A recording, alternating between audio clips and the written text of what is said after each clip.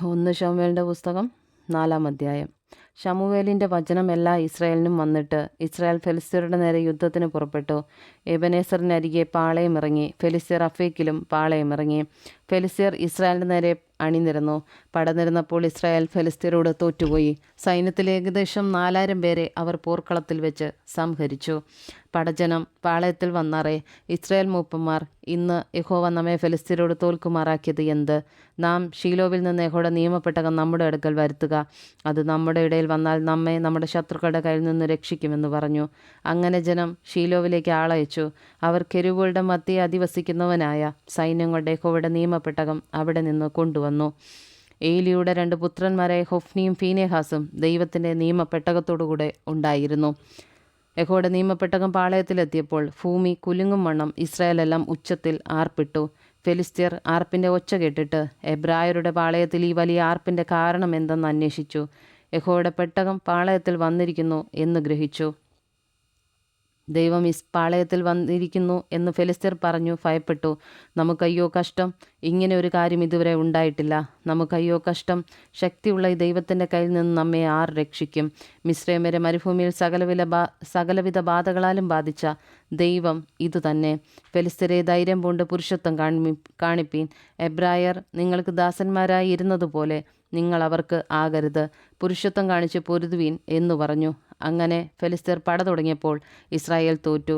ഓരോരുത്തൻ താന്താൻ്റെ വീട്ടിലേക്ക് ഓടി. ഇസ്രായേലിൽ 30,000 കാലാൾ വീണുപോകത്തക്കവണ്ണം ഒരു മഹാസംഹാരമുണ്ടായി. ദൈവത്തിൻ്റെ പെട്ടകം പിടിപ്പെട്ടു. ഏലിയുടെ 2 പുത്രന്മാരായ ഹൊഫ്നിയും ഫീനെഹാസും പട്ടുപോയി. പോർക്കളത്തിൽ നിന്നൊരു ബെന്യാമീന്യൻ വസ്ത്രം കീറിയും തലയിൽ പൂഴി വാരിയിട്ടും കൊണ്ടോടി അന്ന് തന്നെ ഷീലോവിൽ വന്നു. അവൻ വരുമ്പോൾ ഏലി നോക്കിക്കണ്ടു വഴിയരികെ തൻ്റെ ആസനത്തിൽ ഇരിക്കുകയായിരുന്നു. ദൈവത്തിൻ്റെ പെട്ടകത്തെക്കുറിച്ച് അവൻ്റെ ഹൃദയം വ്യാകുലപ്പെട്ടിരുന്നു. ആ മനുഷ്യൻ പട്ടണത്തിലെത്തി വസ്തുത പറഞ്ഞപ്പോൾ പട്ടണത്തിലെല്ലാം നിലവിളിയായി. ഏലി നിലവിളി കേട്ടപ്പോൾ ഈ ആരവെന്തെന്ന് ചോദിച്ചു. ആ മനുഷ്യൻ ബന്ധപ്പെട്ടു വന്ന് ഏലിയോടും അറിയിച്ചു. ഏലിയോ 98 വയസ്സുള്ളവനും കാണുവാൻ വഹിയാതെ വണ്ണം കണ്ണു മങ്ങിയവനും ആയിരുന്നു. ആ മനുഷ്യൻ ഏലിയോട്, ഞാൻ പോർക്കളത്തിൽ നിന്ന് വന്നവനാകുന്നു. ഇന്ന് തന്നെ ഞാൻ പോർക്കളത്തിൽ നിന്ന് ഓടിപ്പോന്നെന്ന് പറഞ്ഞു. വർത്തമാനം എന്താകുന്നു മകനെ എന്നവൻ ചോദിച്ചു. അതിന് ആ ദൂതൻ, ഇസ്രായേൽ ഫെലിസ്ത്യരുടെ മുമ്പിൽ തോറ്റോടി. ജനത്തിലൊരു മഹാസംഹാരമുണ്ടായി. നിന്റെ 2 പുത്രന്മാരായ ഹൊഫ്നിയും ഫീനെഹാസും പട്ടുപോയി. ദൈവത്തിൻ്റെ പെട്ടകവും പിടിപെട്ടുപോയി എന്ന് പറഞ്ഞു. അവൻ ദൈവത്തിൻ്റെ പെട്ടകത്തിൻ്റെ വസ്തുത പറഞ്ഞപ്പോൾ ഏലി പടിവാതുക്കൽ ആസനത്തിൽ നിന്ന് പുറകോട്ട് വീണ് കഴുത്തൊടിഞ്ഞു മരിച്ചു. അവൻ വൃദ്ധനും സ്ഥൂലിച്ചവനുമായിരുന്നു. അവൻ 40 സംവത്സരം ഇസ്രായേലിനു ന്യായപാലനം ചെയ്തു. എന്നാൽ അവൻ്റെ മരുമകൾ ഫീനെഹാസിൻ്റെ ഭാര്യ പ്രസവമെടുത്ത ഗർഭിണിയായിരുന്നു. ദൈവത്തിൻ്റെ പെട്ടകം പിടിപെട്ടുപോയതും അമ്മാവിയപ്പനും ഭർത്താവും മരിച്ചത് കേട്ടപ്പോൾ അവൾക്ക് പ്രസവവേദന തുടങ്ങി. അവൾ നിലത്ത് വീണ് പ്രസവിച്ചു. അവൾ മരിപ്പാറായപ്പോൾ അരികെ നിന്ന സ്ത്രീകൾ അവളോട്, ഭയപ്പെടേണ്ട, നീ ഒരു മകനെ പ്രസവിച്ചുവല്ലോ എന്ന് പറഞ്ഞു. എന്നാൽ അവൾ ഉത്തരം പറഞ്ഞില്ല, ശ്രദ്ധിച്ചതുമില്ല.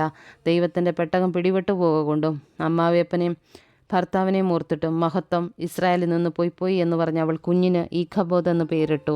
ദൈവത്തിൻ്റെ പെട്ടകം പിടിപെട്ടു കൊണ്ട് മഹത്വം ഇസ്രായേലിൽ നിന്ന് പോയി എന്നവൾ പറഞ്ഞു.